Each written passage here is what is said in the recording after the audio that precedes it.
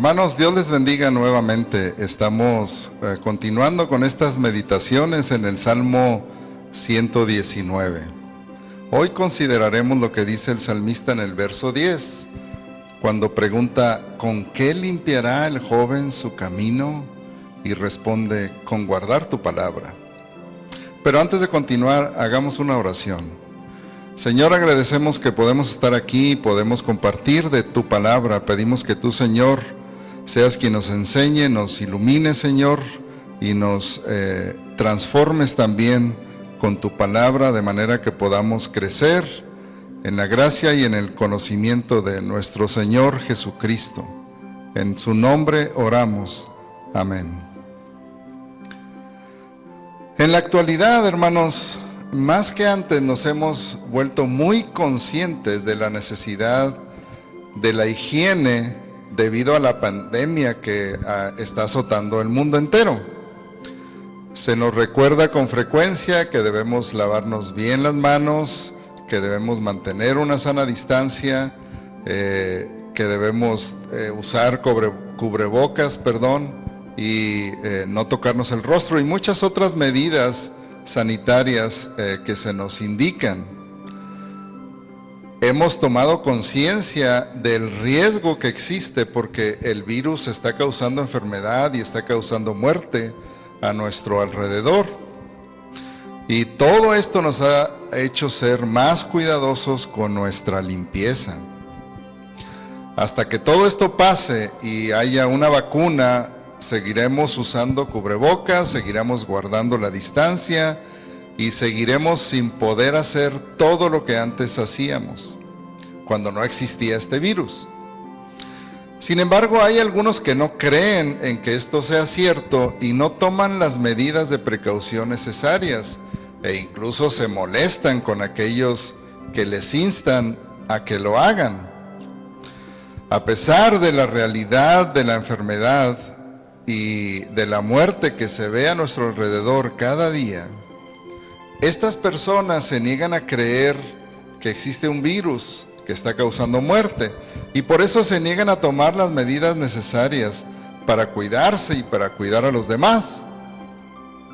Algo similar sucede en nuestra relación con Dios. Dios en su palabra afirma que nosotros estamos infectados de un virus que se llama pecado. Este virus nos aleja y nos separa de Dios y nos separa unos de los otros también. Y Dios dice que necesitamos ser limpiados y lavados para deshacernos del virus y así poder acercarnos a Dios. En el Antiguo Testamento leemos que Dios le dio a su pueblo rituales de purificación con lavamientos en agua y con sacrificios de sangre, para enseñarles la realidad de su impureza y la necesidad de ser lavados y limpiados de su pecado. El rey David lo entendió bien cuando escribió en el Salmo 51 diciendo, purifícame con hisopo y seré limpio, lávame y seré más blanco que la nieve. Y también, crea en mí, oh Dios, un corazón limpio y renueva un espíritu recto dentro de mí. David comprendió entonces la realidad de su condición de pecado y la necesidad de ser limpiado y de ser lavado por Dios, y que Dios fuera quien le diera un corazón limpio. La Biblia afirma entonces la condición perdida del hombre a causa de su impureza, a causa de su pecado. El profeta Isaías presenta la condición pecaminosa del pueblo como si fuera una enfermedad que los ha invadido por completo. Cuando escribe, ¿por qué querréis ser castigados aún? ¿Todavía os rebelaréis? Toda cabeza está enferma y todo corazón doliente, desde la planta del pie hasta la cabeza. No hay en él cosa sana, sino herida, hinchazón y podrida llaga. No están curadas, ni vendadas, ni suavizadas con aceite. Esa es nuestra condición delante de Dios por nuestro pecado. No hay nada sano en nosotros, solo heridas infectadas. El apóstol Pablo, citando las Escrituras, señala que no hay nadie que esté libre de esta enfermedad llamada pecado. Dice, por ejemplo, en Romanos 3, como está escrito, no hay justo ni aún uno. No hay quien entienda, no hay quien busque a Dios. Todos se desviaron, a una se hicieron inútiles. No hay quien haga lo bueno. No hay ni siquiera uno. Y luego agrega, por cuanto todos pecaron y están destituidos de la gloria de Dios. Todos pecaron, dice. Pero como sucede con el virus, no todos creen esto. Y así, no todos buscan la sanidad, ni la higiene, ni toman las medidas para ser purificados y limpiados, y así poder acercarse a Dios. Pero si usted sabe que es una persona que necesita la limpieza y el perdón de Dios, porque usted está consciente que su pecado es real y que merece ser castigado, entonces necesita acercarse a Dios por medio de Jesucristo. Jesús murió en la cruz para limpiarnos y perdonar nuestro pecado. El apóstol Juan escribió en 1 de Juan diciendo: si decimos que no tenemos pecado, nos engañamos a nosotros mismos y la verdad no está en nosotros. Pero si confesamos nuestros pecados, Él es fiel y justo para perdonar nuestros pecados y limpiarnos de toda maldad. Así como hay quienes niegan que existe el coronavirus, también hay quienes niegan que existe el pecado, y como no lo creen, no buscan la solución que Dios ofrece. Pero cuando lo reconocemos y lo confesamos, dice aquí la Biblia, Dios está dispuesto a perdonarnos y a limpiarnos. Y Dios lo puede hacer porque Cristo ya pagó por nuestros pecados al morir en la cruz.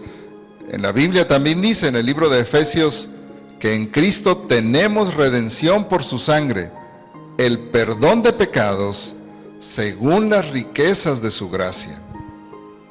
Redención por su sangre, es decir, la redención es porque Cristo murió en la cruz en nuestro lugar. Él derramó su sangre en la cruz.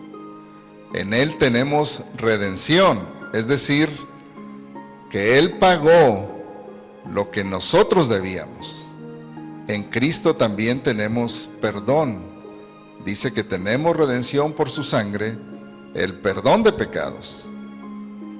De todo esto se nos da testimonio en la palabra de Dios.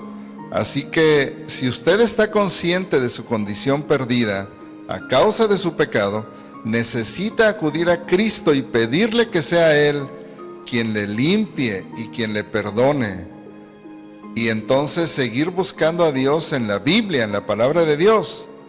En ella podrá usted aprender todo lo que Dios ha hecho y todo lo que quiere hacer con usted y por usted. Ahora bien, a quienes Dios ha limpiado, también quiere darles una vida limpia. Jesús afirmó en el Evangelio de Mateo: bienaventurados los de limpio corazón, porque ellos verán a Dios. ¿Cómo podemos limpiar nuestro corazón? Bueno, como dice el salmista en el Salmo 119, ¿con qué limpiará el joven su camino? Y la respuesta es: con guardar tu palabra. ¿Por qué la palabra de Dios puede limpiar? Porque la palabra de Dios es sumamente pura, dice también este salmo. Sumamente pura es tu palabra y la ama tu siervo. La palabra de Dios es sumamente pura. En el idioma original, en el hebreo, se usa la palabra saraf, que se refiere al proceso de fundir un metal para quitarle toda impureza, de manera que se podría traducir como sumamente acrisolada es tu palabra, que es lo que dice también en el libro de los Salmos, en el capítulo 18. En cuanto a Dios, dice: perfecto es su camino y acrisolada la palabra de Jehová. Escudo es a todos los que en Él esperan. Y en el Salmo 12 también dice que la palabra de Dios, o las palabras de Dios, son palabras limpias, como plata refinada en horno de tierra, purificada 7 veces. No hay en la tierra nada que sea de tal pureza como la palabra de Dios. Por eso la palabra de Dios, la Biblia, es un medio de gracia que Dios usa para purificar a sus hijos. ¿Con qué limpiará el joven su camino? Con guardar tu palabra. La palabra de Dios es como un crisol que nos va purificando, que va quitando las impurezas de nuestra vida. La palabra de Dios, por ejemplo, nos indica el sendero de Dios que nos conduce a la paz, y a la paz verdadera, y a la vida eterna. La Biblia también nos advierte de los caminos torcidos que nos llevan a la muerte. Dice el Salmo 119, consideré mis caminos y volví mis pies a tus testimonios. Y también dice, de todo mal camino contuve mis pies para guardar tu palabra. Cuando la palabra está presente en nuestra vida y en nuestro corazón, nos ayuda a distinguir y rechazar todo aquello que es falso. Dice el salmista también en el versículo 104 del Salmo 119, de tus mandamientos he adquirido inteligencia, por tanto he aborrecido todo camino de mentira. En el versículo 163 dice, la mentira abomino y aborrezco, tu ley amo. Como alguien dijo una ocasión, la Biblia nos alejará del pecado, o el pecado nos alejará de la Biblia. El parámetro entonces para distinguir entre la verdad y el error es la palabra de Dios.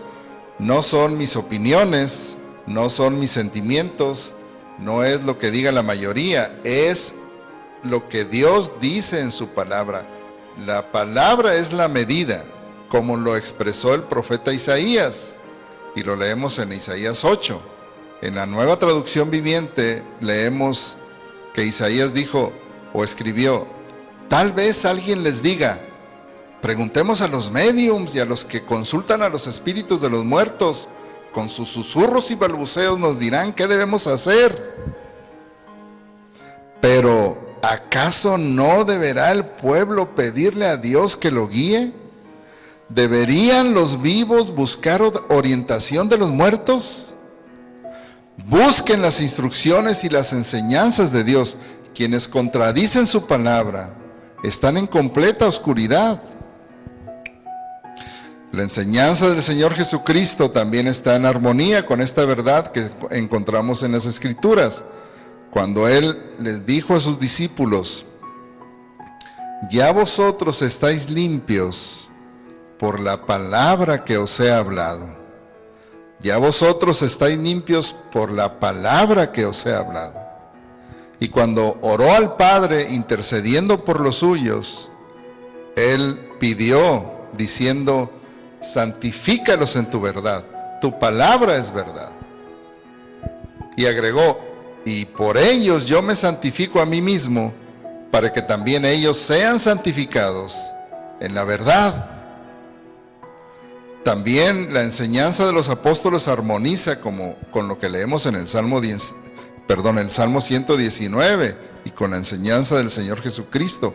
Pablo, por ejemplo, al instruir a los esposos en su relación con sus esposas, con su esposa, les dice que, o les recuerda lo que Jesús hizo con la iglesia para purificarla.